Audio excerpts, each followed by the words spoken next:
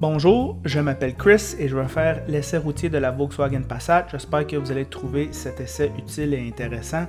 Si c'est la première fois que vous regardez, permettez-moi de vous accueillir personnellement à ma chaîne. À l'extérieur, Volkswagen a fait un bon travail, élégant et conservateur. Je vous laisserai juger l'extérieur, c'est du goût personnel ça. La qualité de la peinture est excellente et il y a très peu d'effets pleurs d'orange. Ceci est soutenu par une garantie contre la corrosion de 12 ans, la meilleure de l'industrie. Cette forme de berline conventionnelle permet un grand intérieur.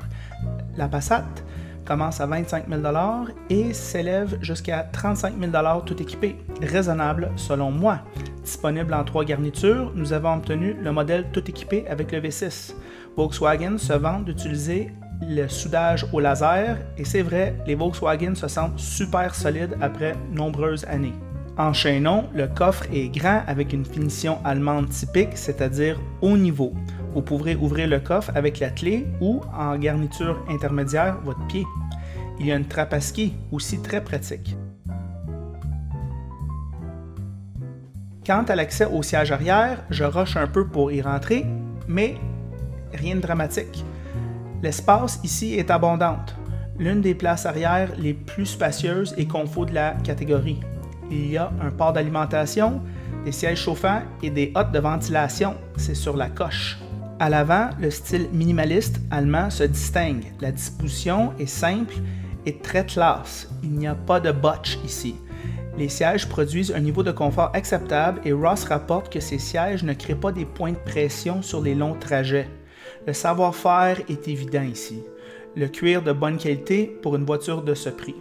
Consultez le tableau de bord est familier, c'est du bon Vaux, simple, pas de gossage. Le système sonore Fender est très bon, le volant est mince avec un excellent cuir, le fond plat fait un peu gamique. Le toucher des matériaux est très bon, presque la classe ci-dessus. Les poids des contrôles sont doux en fonctionnement. Même chose pour la suspension, calibrée à la perfection. Seule fusion fait mieux. Le bruit sur l'autoroute est dans la moyenne. On entend un peu de vent, tout à fait normal à ce prix. De toute évidence, il s'agit d'un véhicule allemand conçu sur mesure pour les Nord-Américains et je pense qu'ils ont réussi. Dernière chose, les intérieurs Vaux se sentent solides après de nombreuses années. Ce véhicule est livré avec un VR6 à 6 cylindres de 3,6 litres, c'est beaucoup de 6 ça, qui produit une puissance de 280 chevaux et 258 livres de couple. Il fait 11,9 en ville et 8,5 sur l'autoroute, ce qui est très correct. Le 1.8 turbo par contre me semble plus intéressant car il fait 170 chevaux et 184 livres-pieds de couple avec une économie de carburant de 10,1 en ville et 7 sur l'autoroute. Outre la fiabilité à long terme de Volkswagen qui est un peu questionnable, je ne peux pas penser à des défauts majeurs. La voici sur la route. Bonjour les amateurs de voitures. Aujourd'hui, avec Ross, on est en train de faire l'essai routier de la Volkswagen Passat. Ross, qu'est-ce que tu en penses de cette voiture-là? Oui, Passat est munie du moteur V6, 280 chevaux, 258 livres de pieds de couple. Voiture qui est dans une catégorie très concurrentielle, très concurrentielle. Là. Regarde, on n'a qu'à penser à Toyota Camry, Honda Accord, pour intégrer même la Acura TLX dans ce segment-là, Mazda 6, Nissan Altima, Hyundai Sonata, Kia Optima, Chevrolet Malibu, Ford Fusion, Chrysler 200, puis on pourrait même la comparer avec la Passat CC du même fabricant. Fait que, comme on peut voir, la cour est pleine, les possibilités sont là. Puis aussi, on peut la comparer au Honda CR-V, au Toyota RAV4, parce qu'il y a beaucoup de gens qui achètent ces voitures-là maintenant qui achètent des camions. Exact. Les petits sports utilitaires sont ultra populaires maintenant. Fait que, cette catégorie est encore ultra compétitive, mais est en décroissance. À cause de l'engouement des VUS qui sont ultra populaires. Les pour cette voiture-là, le V6, très doux. Évidemment, un V6 connu chez Volkswagen avec le 3.6. Wow. Très doux. Pas super performant, ce qui fait quand même un bon travail.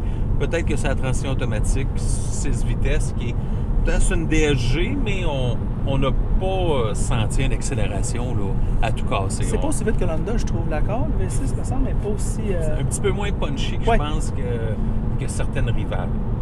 Par contre, un bon moteur qui a fait ses preuves, qui est doux, conduite allemande, sans problème.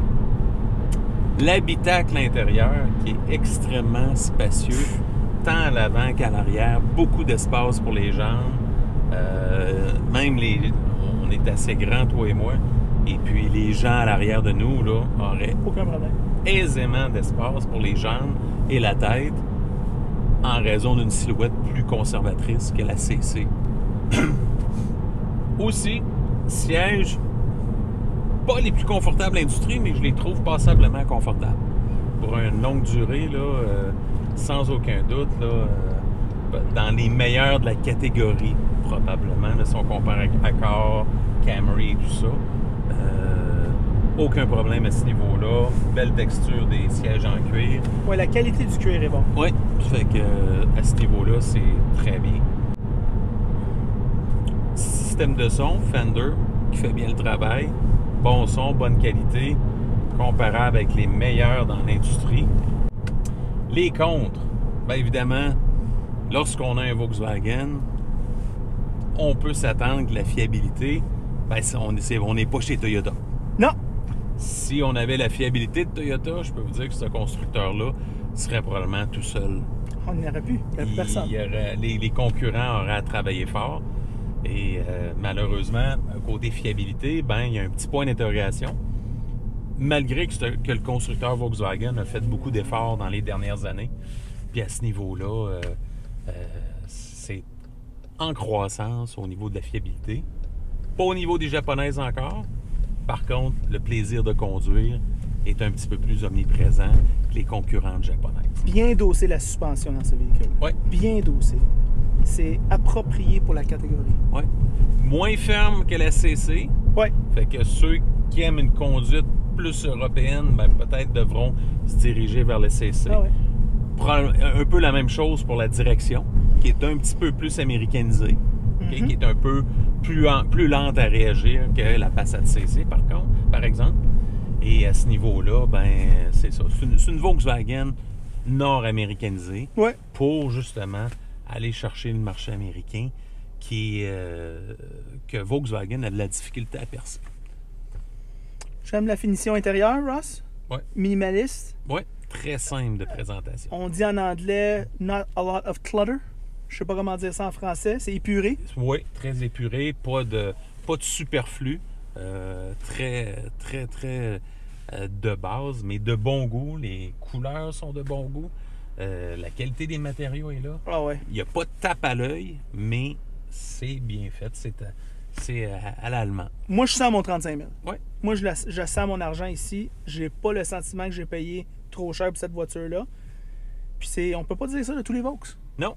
Celui-là, en tout cas, pour la clientèle américaine, ben, qui recherche de l'espace pour toute la famille, c'est un excellent compromis. Est-ce que c'est une voiture recommandée? Très grandement recommandée. Et ça, c'était notre essai routier de la Volkswagen Passat. Salut les amateurs de voitures. Juste une petite couple de petites remarques ici. Numéro 1, j'ai une déclaration d'éthique dans les commentaires, okay, dans la description du vidéo en bas de l'écran. Vous pouvez la lire. Dans le fond, ce que ça dit, c'est que moi, je m'engage à faire, de ne pas permettre aux manufacturiers d'avoir un mot à dire sur le contenu éditorial. Mais moi, par contre, en revanche, envers les manufacturiers, j'ai pris l'engagement que si j'aimais vraiment pas une voiture, mais au lieu de faire un essai routier puis juste bâcher la voiture, j'en ferais tout simplement pas. Fait que c'est une façon, je pense que c'est fair, puis ça correspond aux normes canadiennes, parce que il y a des règlements là-dessus sur des vloggers puis des gens qui font des essais routiers, et aussi les normes américaines du FTC. L'autre chose, c'est qu'il y a des liens pour le site web Amazon canadien dans la description toujours. Quand vous cliquez là-dessus, vous pouvez aller acheter n'importe quoi sur le site après. Moi, je reçois une ristourne. C'est à peu près 4% sur les biens éligibles. C'est une façon d'encourager le canot sans que ça vous coûte rien. Alors, c'est ça les nouvelles.